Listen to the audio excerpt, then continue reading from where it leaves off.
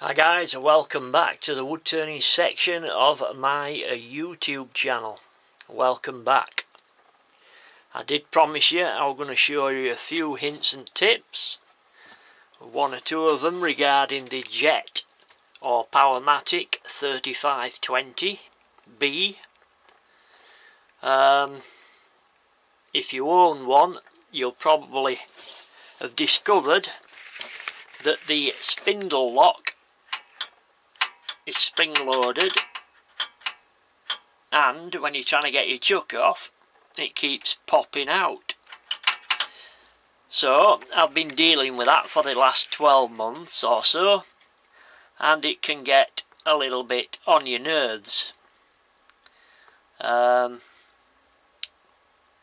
the other day I was looking at the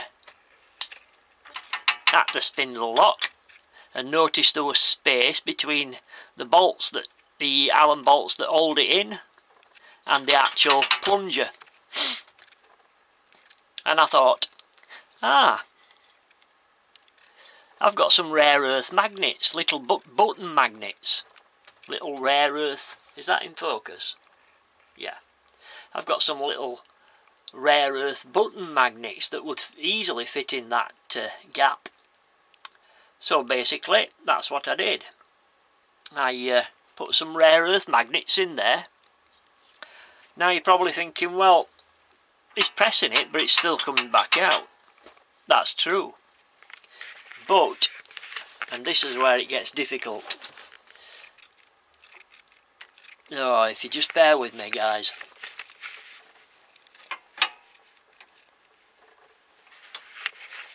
There we go. It pushes all the way in. Fair enough. But I made this little screwdriver into a bradawl.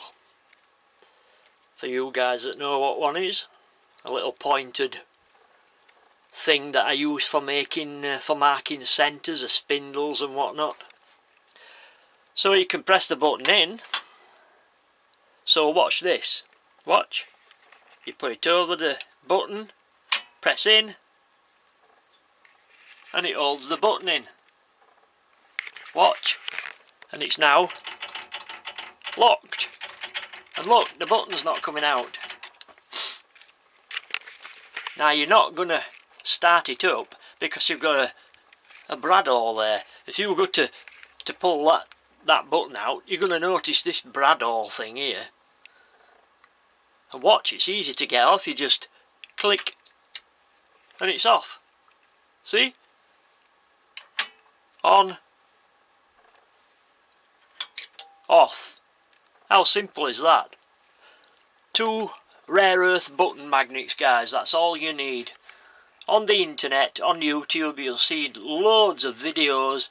Some of them involve making hinges with magnets on and all sorts, but this is the easiest way I've seen.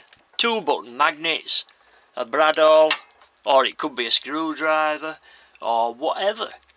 A nail even. And it just holds it in there. So you can get your chucks on and off dead easy. Right, another little tip. Bedways. Moisture and cast iron don't get on very well. In the UK we tend to have quite a lot of moisture, and my bedways were getting surface rust on them, which was annoying the hell out of me. Excuse me. I like my machinery to look in as best condition as possible, and I've used all sorts of stuff to try and stop this surface rust happening. I've tried a rag soaked in light machine oil, that didn't work.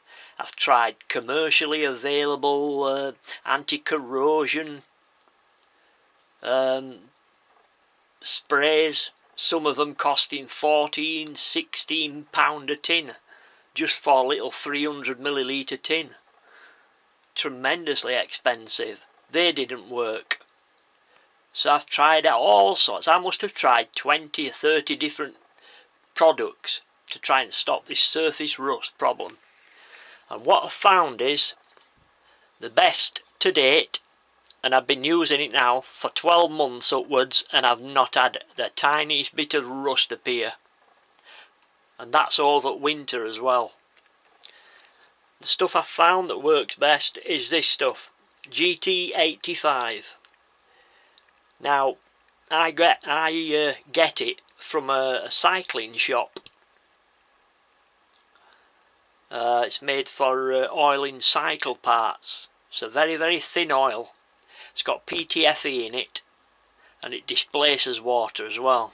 It's a nice big tin, 400 millilitres in it. And instead of costing £14 or £16, it costs £3.99 or £4, four UK pound, which is going to be about what, six US dollars. I would imagine they'll have it in the US as well. They seem to have it in just about every cycling shop and website that I've seen so far.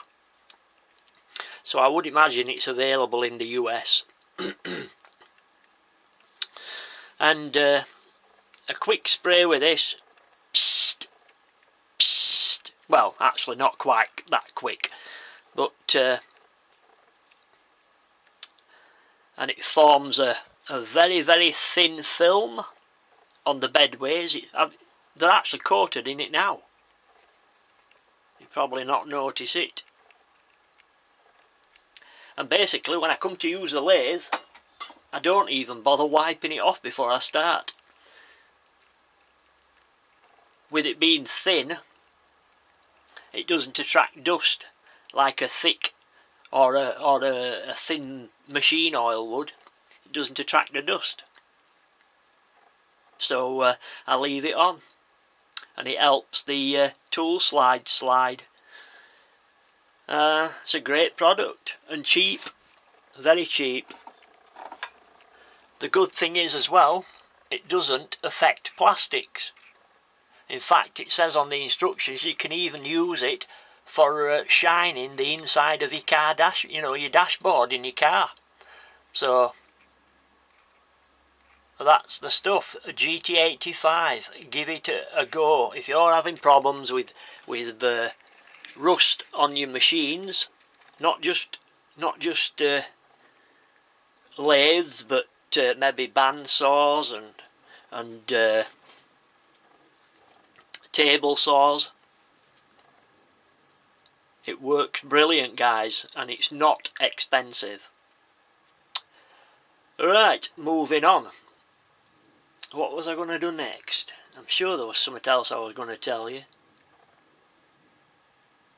I tell you what, guys, I'll end this video here and have a think about it. I'm sure there's something else I was going to mention. So if you'd like to join me on the next video, I'm sure by then I will have come across it in this void of a brain of mine. Right, guys, I'll catch you later. Take care in those workshops, and I hope you'll join me on the next video. Bye bye now.